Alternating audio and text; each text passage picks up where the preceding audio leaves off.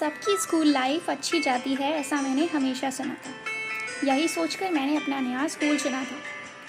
लेकिन मैं ज़रा अनजान थी, मुझे तो भरनी उड़ान थी।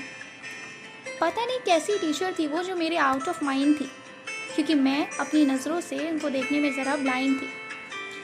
वो टीचर ही कुछ अनोखी थी, सबसे अलग, सबसे यूनिक। फिर देखते देखते वो समय भी आ गया जब हमारी उनके साथ पहली क्लास हुई। मैं अपने बारे में बताऊँ तो मैं बस एक एवरेज स्टूडेंट थी, ना पढ़ने में ज़्यादा अच्छी ना ज़्यादा खराब। लेकिन उस स्कूल में जाने के बाद मैं अपनी पहचान और रिस्पेक्ट जो मैंने अपने पुराने स्कूल में मेहनत से बनाई थी वो किस तरह खोती गई मुझे पता ही नहीं चला। तो पॉइंट्स पे आते हैं। मतलब इतनी अनगिनत बातें हैं उनके बारे में बताने के लिए कि स्टार्ट कहाँ से करूँ यही समझ नहीं आ रहा। बट स्टार्ट तो करना पड़ेगा। एक होता है पढ़ाई का बर्डन, लेकिन यहाँ तो कुछ अलग ही टाइप का बर्डन था। डिप्रेशन सा होता जा रहा था। कतराने लगे थे हम स्कूल जाने से, कतराने लगे थे हम उनको अपनी आंखों के सामने पढ़ने पे। कभी कभी तारीफ कर दे तो बड़ा अच्छा सा लगता था, लेकिन ऐसा भी बहुत रेयर डेज में होता था, क्योंकि हर बच्चे को वो छोटी सी गलती के लिए भी इतना क्रिटिसाइज करती थी कि कोई सेल्फ मोटिवेटेड स्टूडेंट भी इतना डिमोटिवेटेड कभी ना हुआ जैसे मैं। हम सब बच्चे उनके लिए एक बराबर थे, लेकिन इतना भी क्या बराबर कि अगर वो क्वेश्चन समझा रही हूँ तो सबको एक टाइम पे एक ही बार में समझ में आ जाए, ऐसा तो पॉसिबल नहीं।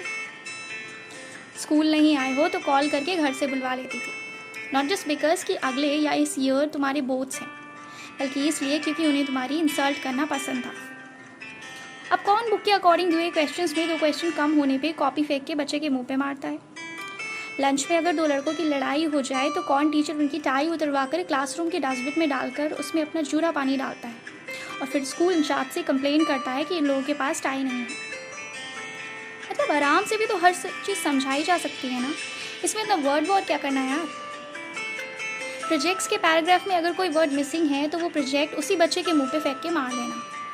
वैसे शॉर्ट्स बड़े अच्छे रहते थे उनके, सीधे मुंह पे जाके लगते थे। टेस्ट में बैलेंस शीट्स के फॉर्मेट में अगर एक लाइन गलत भी खिंच जाए तो उसी टाइम उस पेज को काट देती थी, फिर चाहे आपकी पूरी बैलेंस शीट ही क्यों ना मैच कर रही हो। होमवर्क नहीं करके लाए हो तो फिर अगले दिन या तो प्रिंसिपल के पास भेजे जाओगे या सीधे हेड डाउन करने के लिए कहे जाओगे। और जो अगर 2 आवर्स के बीच में सर उठ गया तो खैर नहीं तुम्हारी। या फिर उनका तीसरा हथियार, लड़का हो या लड़की, ज़मीन पर ही बिठा के होमवर्क कराना। मतलब कुछ भी सेल्फ रिस्पेक्ट नहीं थी हमारी। ठीक से रीज़न तक नहीं पूछनी थी कि किस वजह से नहीं कर पाए, सीधा punishment. I think we were well mature that time. हाँ, क्वेश्चन नहीं आने पे क्वेश्चन पूछ सकते हैं, इतनी इजाज़त थी हमें, लेकिन उसी क्वेश्चन को बार बार पूछना है इसकी इजाज़त नहीं थी। It was just like you have done an अपराध। क्योंकि अगर पूछने जाओगे तो सवाल कम समझ में आएगा और डीमोटिवेट पूरी तरह होके आओगे, वो भी प्रसाद के साथ। अब प्रसाद में क्या, सब कुछ तो वो कर ही चुकी होती थी। अब एक ही चीज़ बचती थी जो था उनका हाँ। तो बस चेहरा लाल करा के चले आते थे, वो भी दूसरे सेक्शन के बच्चों के सामने। शायद ऐसे कोई लाइंस या वर्डिंग्स रह गई हों जिससे उन्होंने स्टूडेंट्स को डिमोटिवेट करने का काम ना किया हो। एक टॉपर और एवरेज स्टूडेंट की जोड़ी भी उन्हें कभी ना भाती थी। उनको ये बोलकर अलग कर देना कि तुम इसके साथ मत बैठा करो, ये तुम्हें पढ़ने नहीं देगी, अगले दिन इसके साथ तुम दिखने नहीं चाहिए। मतलब ऐसा भी कोई टीचर होता है क्या? और वो भी बहुत सारी फ्रेंडशिप्स को ख़त्म करने में सक्सेसफुल भी रही हैं, यहाँ तक कि मेरी भी। और क्वेश्चंस पूछने पे वो क्वेश्चंस खुद नहीं बताती थी, बल्कि दूसरे सेक्शन में बुलवा कर वहाँ के टॉपर्स बच्चों से हमारे डाउट सॉल्व करवाती थी, just to show that you are nothing in front of them. These so-called बड़े schools are just like profit making organization। हाँ यार, टॉपर को टॉपर भी बनाया जाता है उनको इनकरेज करके, नो डाउट। लेकिन एक एवरेज स्टूडेंट को सिर्फ उसके एफर्ट्स ही नहीं, थिंकिंग को भी नीचा दिखलाकर भर भर के डिमोटिवेट किया जाता है। भाई मैंने तो यही रियलिटी देखी है इन 6 सालों में। अब शायद दूसरों के व्यू पॉइंट से कुछ और कंक्लूजन निकल के आए।